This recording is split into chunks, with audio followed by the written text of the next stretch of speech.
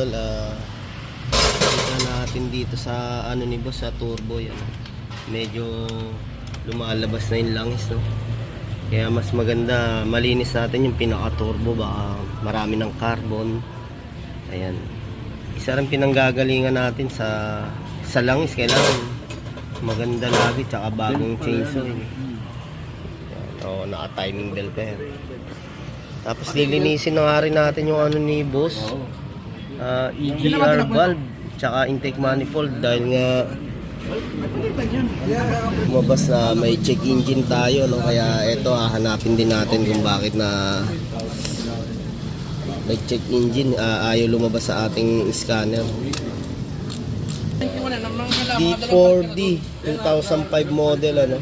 Ang tinakbo, ano, 191 mileage. Kasama natin dito si Idol, yun, no? Idol, good morning. Yan. Ito, sinusubukan nga namin na hanapin yung mga dapat natin linisin, tsaka ano, maayos dito sa sasakyan boss, no? Ayun, kita natin yung carbon. Marami-rami na rin. So na yung ating throttle. Okay, throttle. Okay yan mga paps, pagka halimbawa nagganito na nga yung ating turbo, no, naglalangis na, ayan, tapos medyo malaki na rin naman tinakbo, palinis na rin po natin, kasi isa sa nagpapaganda ng hatak yung ating turbo. Kaya pagka madumi siya o kaya naglalangis, makaka-apekto rin sa ating takbo ng sasakyan, no? Kaya eto nga, gaya nito, tingnan natin kung gaano kadumi, no, pag binuksan po natin. Okay, ayan, inuumpisa na po natin, EGR muna yung ating kinakalas. Ayan, sama natin si Idol Romeo Tuner. Okay, yan, nandito po tayo sa AE Car Care Service. Siyempre si Bossing yan, lagi natin ano rito yan, katsokaran. Okay, yan. Nabakas na nga ni Idol, naglalabasan na yung carbon, no? Sino ang pala? Madumi na rin talaga, oh. Malinis pa. Saktong-sakto. Sarap linisin yan.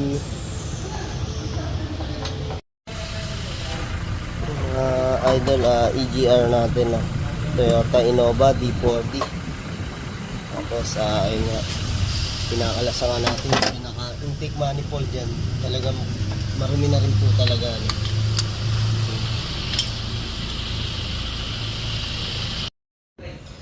Ito na nga mga paps, yung ating turbo.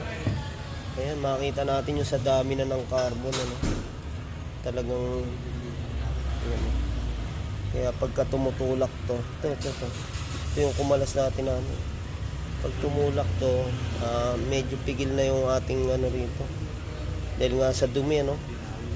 Lalo yung ating ano, to LEC. Kapal ng carbon mga paps, turbo ng D4D. Ayan.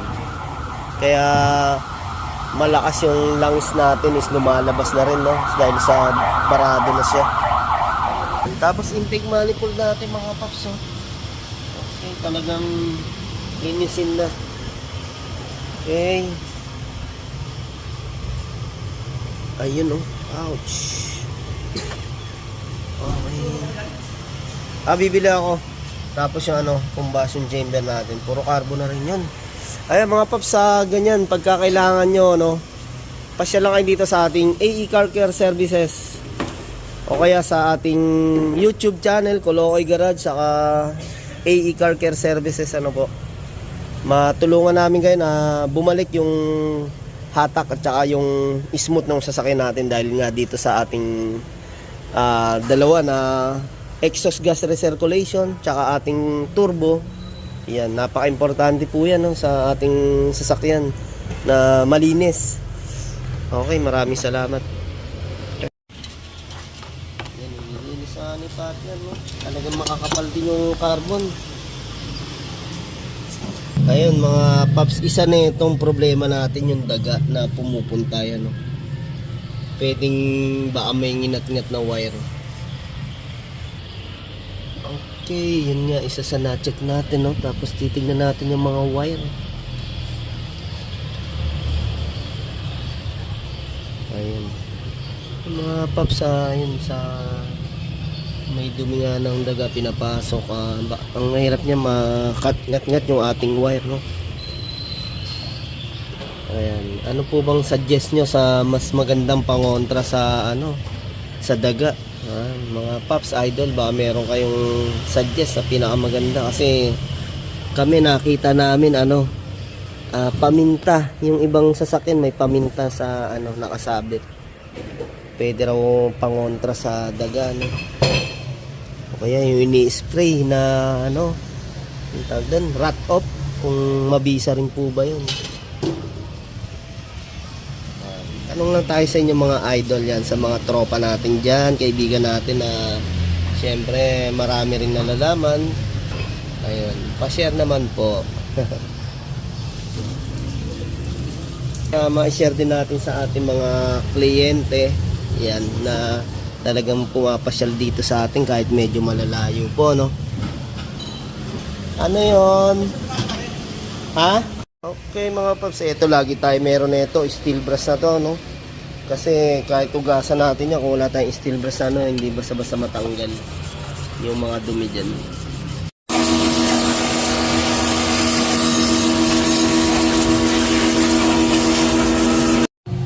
Okay mga paps, nalinisan natin yung ano, yan, combustion chamber, ano?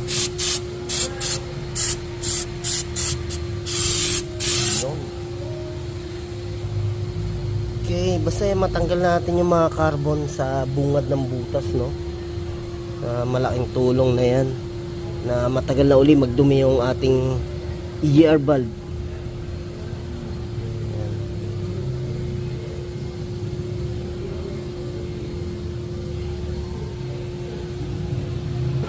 Okay, tapos yung ating gasket mga paps, no?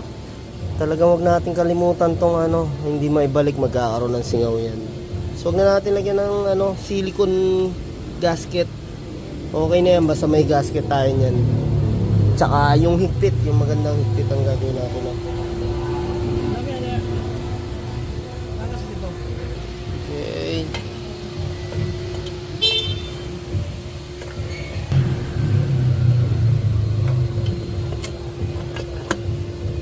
Bumalik sa bago, nakita na marka, oh.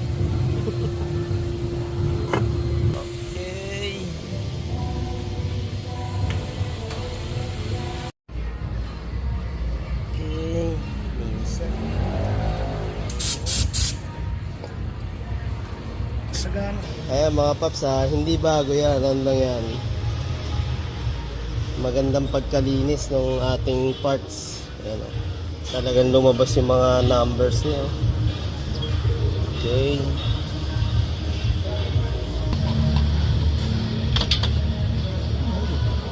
ayan, gamit namin degreaser mga paps, ano. Ayan, baka naman makalibre sa ating degreaser. Napakaganda maglinis, oh. Kahit isang galon lang.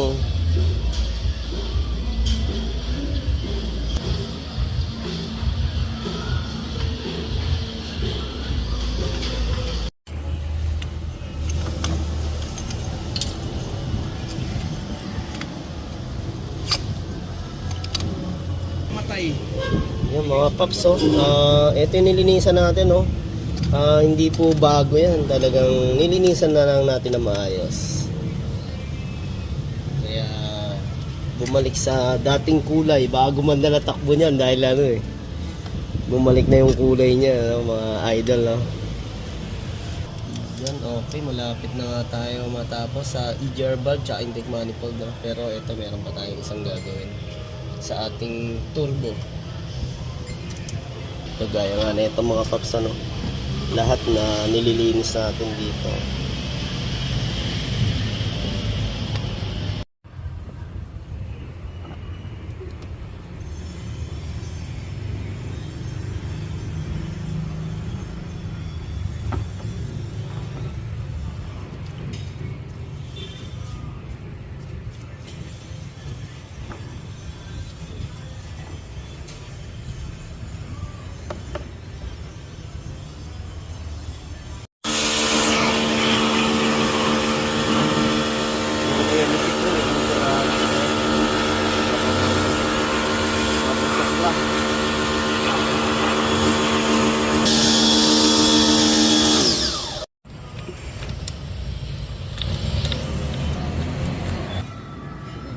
Hindi pa na ako naka-play.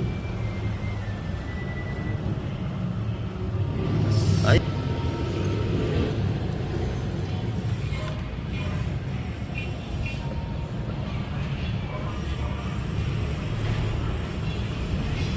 Nakikita ni boss yan.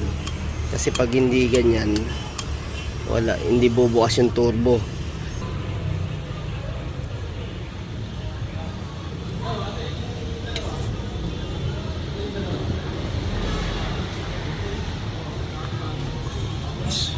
Ikutin mo nga pre kung ano, ganda ikot. Ayun, okay. Okay.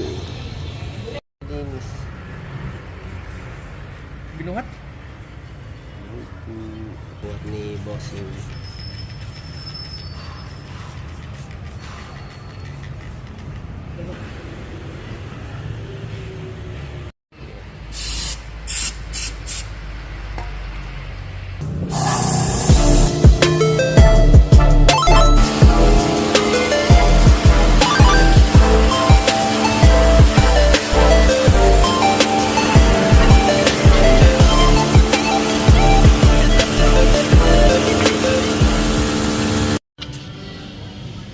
Saan ba lang kita?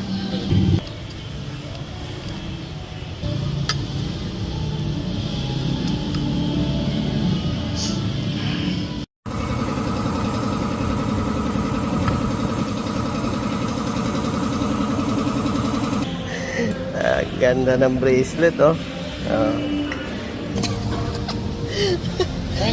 Ha? Kasi ito.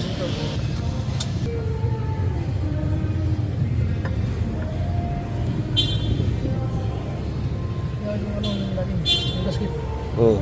Dito, Kita mo? Hindi. Okay, mga idol, ito yung sobrang langis, ano? Nagaling sa ating makina tsaka sa turbo. Linisan muna natin.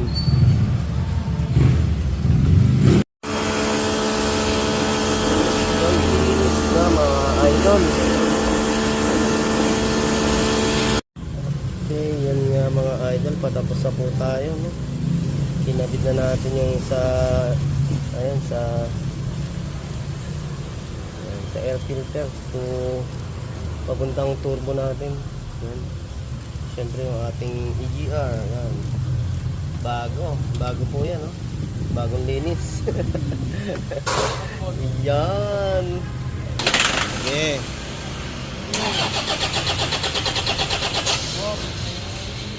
Okay, bomba. Okay. Yun, ang lakas, oh. Parang ramdam ko yung power, ah.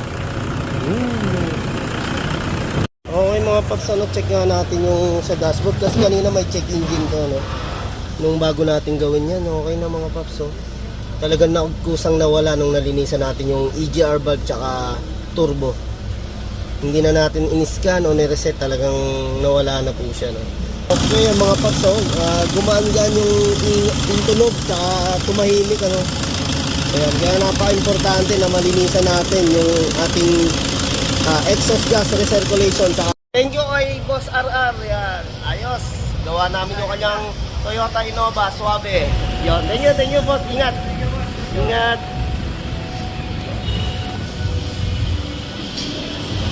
Lakas ang hatak. Iba talaga yung nalilinisan yung ano natin, turbo tsaka EGR valve. Talagang 100% mga idol, no? Thank you. Ito po ang AE Car Care Services.